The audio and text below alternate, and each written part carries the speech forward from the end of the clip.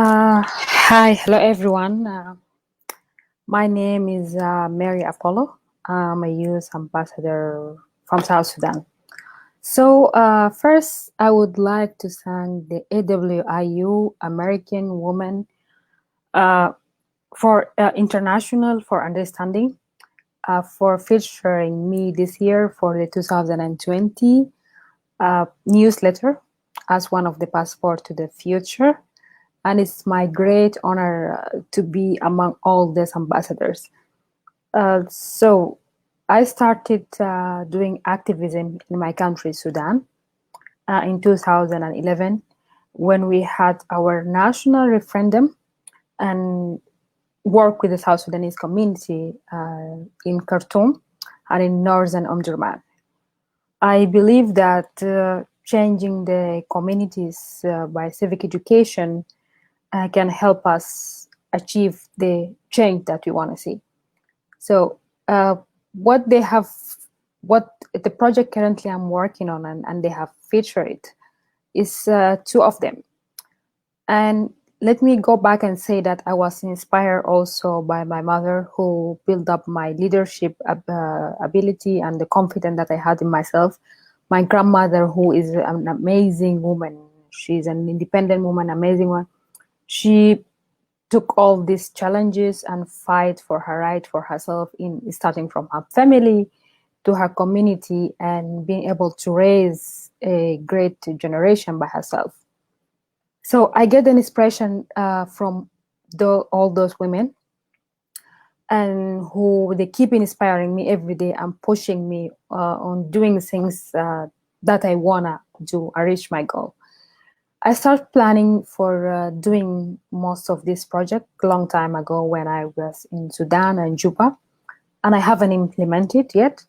So it took me quite a while, but it was a learning opportunity for me because I was able to observe, able to watch the environment and what I'm surrounding for, networking, and go through this exchange program and came to the United States by the State Department, the fellowship funding by the State Department.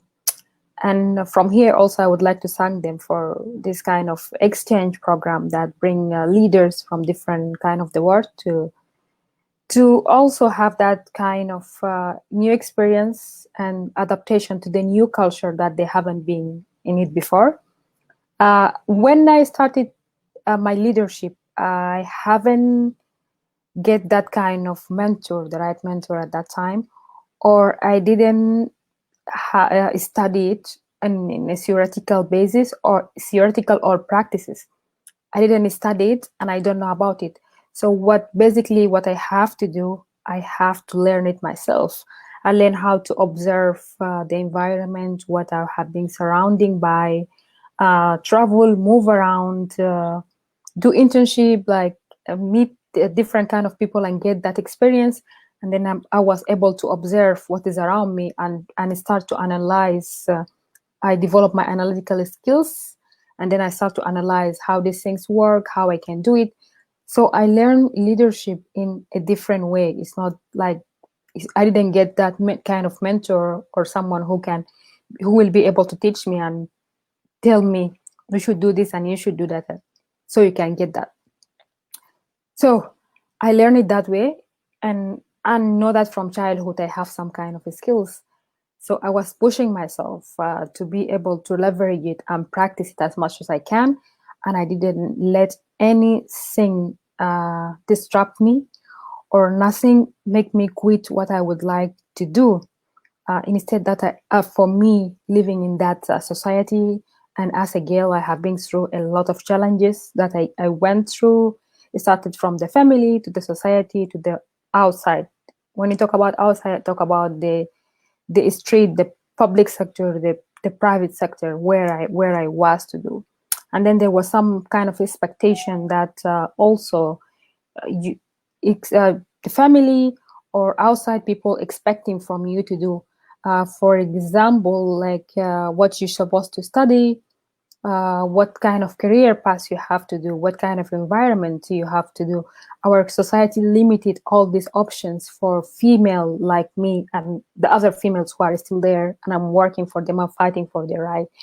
Instead of they are limiting your positions, and instead of I study like to be a teacher when I was going to university, like most of the people telling me you should be a teacher because you are a female, and one day you will get married, so you will have your family and be able to go and take your kids with you to the work. So basically, this is the kind of the stereotype, or let me say, I don't know, that the society put for each female that she should do. But I haven't done that. Me, I know that I have that power inside me, and I have my skills, and there is something I want to achieve. There is a goal that I want to do. So instead of getting mess, for example, from the family to the medical field, I went and I studied communication and I studied journalism. And then from there, I developed a career in journalism, and it took me quite some times and challenge to train, to practice, to get in that field. And instead of studying, like, for example, development or business, I did policy and politics. And instead of being in the public sector, I chose to be in the private sectors and work in issues that matter to the citizens of my country, to use population around the globe, to women who are voiceless in our society, be able to go, to travel, to move, reach them, understand the challenges that they face, understand their issues, their basic need, their daily consequence, their daily challenges that they face, and be able to come to the public level and address it clearly. Also, leverage myself to a career, push myself from that career in the civic education to international diplomacy, and then I get one of this exchange program. Also, like the issue of for each girl to move abroad and study and get develop that kind of career path, I was able to do it. I moved forward and I get through the exchange program, one of the amazing exchange program. I took that experience, I have it under the ground, the local experience and the passion that I have. I teach myself with it and become that qualified leader. And then I come internationally to represent it in the international level. In the international level, I get that amazing experience from traveling, working in different platforms. One of the biggest platform I worked in 2016 was the South Sudanese refugees. In the Congress, I lobbied in the Congress at that time. Their challenges, the need of education, health, and women issues, they faces that issues. And I visited the Congresswoman Office of Homeland Illinois. And at that time, the White House was working on a project to submit about South Sudanese refugees' need. And then I traveled also to Ohio to attend one of the training by the Catering Foundation. At that time, it was one of the biggest organizations that prepared the role model, the research for the election of 2016 for the health and education, because they work also in public life. So let me go quick to the project that I'm working on right now, and they have selected it. One of it is the project, I'm having two projects right now I'm focusing on. The first project is the mentorship for women. What I basically do in that project, I help young women who are leaders, who are passionate about leadership, and they have that skills and the ability inside them. But some of them, they have challenges. They need someone to advise them, to address them, to work in these kind of issues and bring them to the public, to tell them that you can do it. And also in this project, also I teach women how to tell their stories, because there is a lot of amazing women who are outside there and they have amazing story. These stories can make impact and change the life of other women, other youths who are in the society. So I teach them basically the technique of storytelling, because I'm also a storyteller and for fiction. I teach them how to do it and how to represent it. So this project, as I mentioned earlier, it is and I was inspired by my mother, so I call it with my mother local name. It's Aziazi. It has those two different projects. I posted some of the stories in my YouTube channel that called Mary Apollo, but some of them I took them out because I'm working in the technical part. And shortly I will be having my website and a platform where you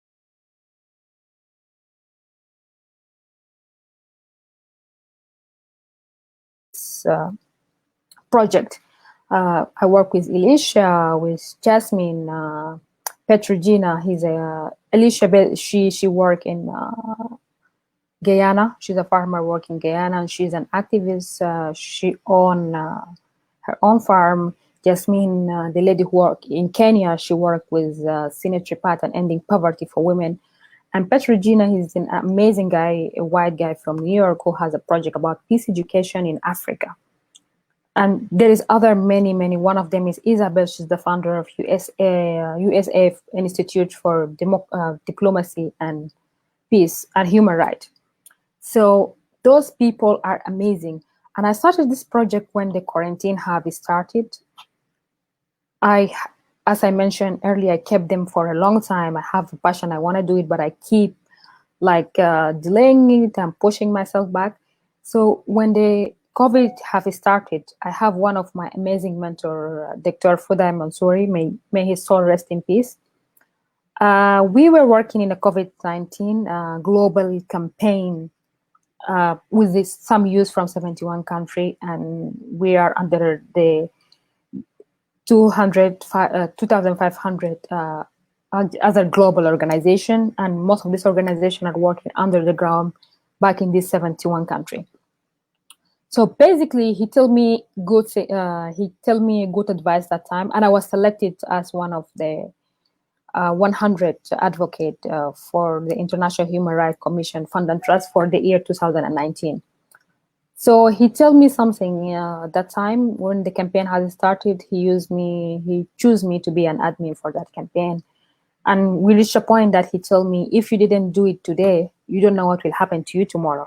You should start doing this work today. You don't know what will happen to you tomorrow. So I start changing my mood by the negative experience that I have through that quarantine and change it to a positive narration. So basically the narration was that I start narrate different people's stories. I start doing this project. I reach out to those resources, to those people I knew, and then I start featuring their stories, make them comfortable with it, bring the positive side that they have, work with them in the skills that they have. I interview them in a systemic way where I know where the powerful of their skills is, and bring it out and tell these amazing stories to the people, and address it in a different way, because I wanted to highlight also the success and the powerful abilities, powerful role that women play in their society, in their community, or globally. Yeah, so I start featuring these stories. I work with them and I post it in my YouTube channel. And then from there, I start being comfortable with it, and then I did it. The first interview I did was with Elisha. She's an amazing girl from Guyana. She have that farmer project, and she have registered her organization for 1 year. But at the point that she has a lack of confidence, she doesn't went to the public and announce her organization. She's a confident person, but she didn't start the project, announce it. And then after I interviewed Elisha, was the first person that I interviewed, and she's so amazing. She's so energetic. After the interview, she told me, you know what, Mary, I'm going to launch my organization. You give me that power, and you let me believe in myself, and you tell me that I can do it. So I'm going to launch the organization after the interview. Within 15 minutes, she went to the social media and she started asking for people, for women who are from her local community, 20 women, to work in her platform, in her organization, the Imperial Girl. So she did that. And then currently she's hiring 3 other immigrants who are coming from Venezuela and who are residents in the Trinidad, where she based right now. And they work as a farmer, and she give them like a daily basis. They have a daily basis income. Those women go to the farm from the morning, they work on it, and the end of the day she pay them. So basically what she did that right now, she is helping 52 other families to get income, people who are refugees, who almost are hopeless, who are jobless. She's helping them to be independent women in the community. And that make me feel powerful. I feel amazing about that, because like the impact that she's making in those women's life also make me appreciate that what I'm doing is great. And she's the first person that told me, like, I have to continue doing it, because there is a point that I want to stop documenting these women's stories and I stop doing the work. But when she tell me that, she forced me to continue doing it. And this is here what I can say, this is the part of the mentorship that can work both sides. Like Ambassador Fudai, the one who tell me do it. He gave me that amazing experience, that amazing motivation that changed the whole life for me during the COVID. I changed totally the negative experience of the COVID-19 to the positive one. And then I get that powerful storyteller inside me, and I start documenting, working with those women.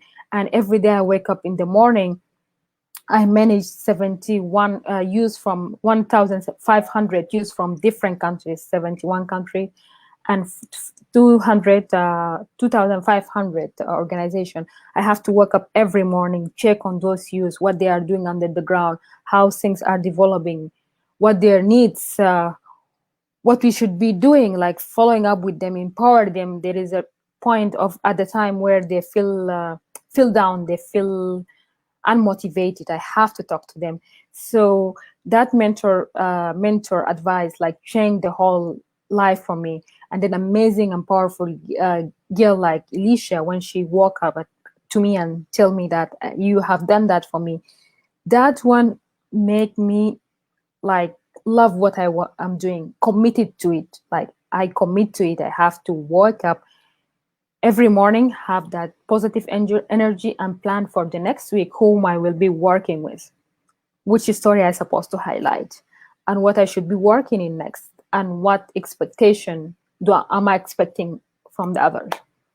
So the quarantine.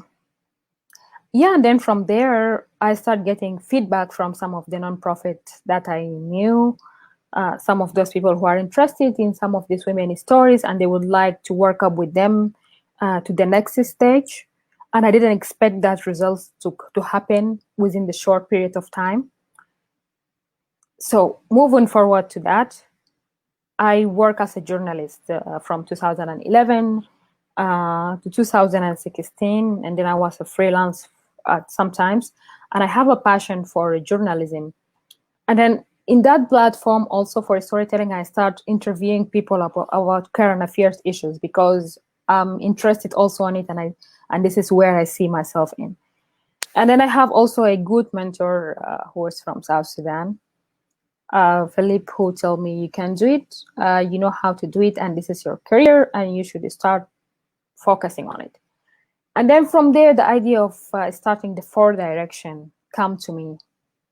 Is a global platform for current affairs issues around the globe, because I have this kind of huge networking that I developed through my work in the field of human rights, diplomacy, and media. And then, yeah, so I have all this huge networking. And then I was trying to, and there is a lot of issues that matter globally to the citizens, who is starting from youth, population, women, every citizens on the world. So, and these things, like, it touched me on a daily basis, and I like to talk about it. I like to find solution for it. I like to make everyone being part of that discussion, decision maker, politicians, people who are in the decision, in the diplomacy area, people who are in civic activism, like the citizens, the regular citizens who are in the villages, who are in different kind of level of education, culture, social.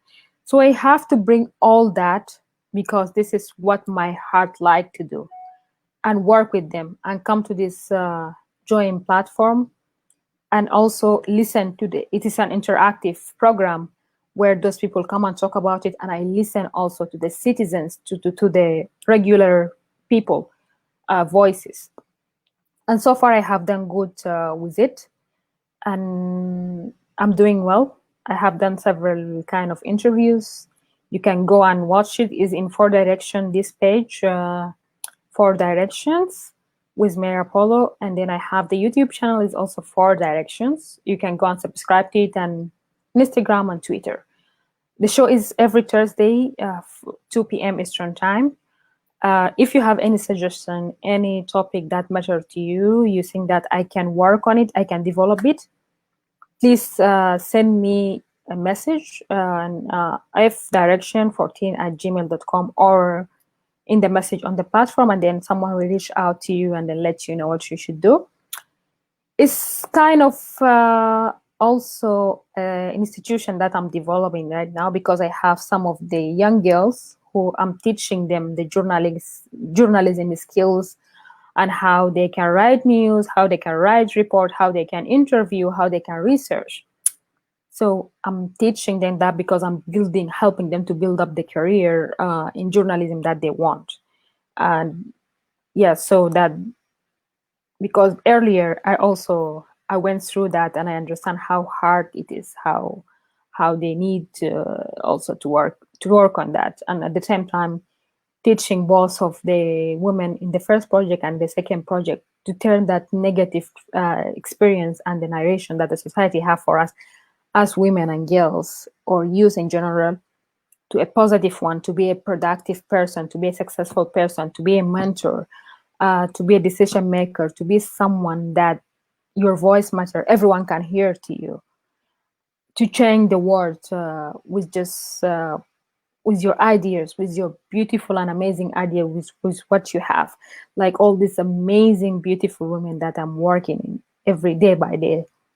And yeah, so what basically happened in that last week, I received this recognition for International Women, AWIU, American Women International for Understanding. They recognize it, and they represent it in their newsletter summer for 2020 as one of the projects for Passport to the Future. And they were thinking, yeah, like it's one of the good platforms that I'm developing. And it's a good thing for me, because I didn't expect that to happen only within 3 months. When I started my project up to now, 3 months only, I get recognition. I get recognition for these girls first, that people who are interested reach out to them, and they want to work in collaboration with. And this is something I will announce later. I'm not going to talk about it now. And also they feature me, and they recognize the importance of the work that I'm doing, and what I will be doing next.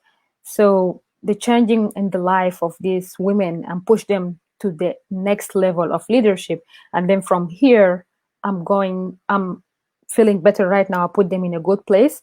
I have to follow up with them and take them to the next level and see where they will be. Because the first project, my goal from it is to bring more women to the international platform and push them to the international leadership platform as well. I want the world to recognize them. So they are the one who I'm working with right now. I already work like with 25 cases, different cases. So, and the numbers is higher, and I have my expectation for it, but I'm going to announce it later. I'm not going to talk about it now. So this is step one. I'm leveraging their leadership skills to overcome what they have, the strength that they have, to introduce them to the international platforms through networking, through different experience, to highlight their stories. Because what I do basically right now, I highlight their stories, and some of the people who are interested in them, like they reach out to them, we can, and then we'll see what will happen next. So this is basically all it is. This is the impact that I'm making in others' life, and bringing more women to the leadership, and also having this platform where I can solve other people issues. Finally, I would like to thank the AWIU again, and all the amazing ambassadors who had that trust on me. The exchange program by the State Department's Agenda 2030 by the United Nations, they put for us this amazing platform, organization like the International Human Rights Commission Fund and Trust, that gave me that recognition and the chance to be also there. And all the people who are surrounding by me with this challenging projects during the time of hardship, during the time I was down, people who send me messages, people who keep encouraging me on a daily basis, and they keep calling me, they keep put that faith inside me, they support me emotionally and physically, like with everything that they have and what they can provide, and also my family who have been there. And yeah, I'm so proud to be representing others, bringing more women to international platform, bringing more issues and cases that concern citizens globally, and try to discuss it and come up with solutions in a huge impact for, because these things one day will change policies, and they will change the visions that even the citizens themselves look and address these issues. It's a cultural, political, socio-economical, and like combined together, and technological also movement that I'm building by myself as a youth, but also in a collaboration with my audience, and in collaboration with all these amazing ladies that I'm working with right now, with all the connections that I have, all these organizations that are giving me recognition, are reaching out to me, are interested to work with these girls day by day. Yeah, so basically this is what it is. I would like to thank you also for following and listen to the story, and send me and contact me, Mary Apollo. I'm Mary Apollo again. And follow and subscribe and like the page on the YouTube channel, Instagram, Twitter for direction. Thank you.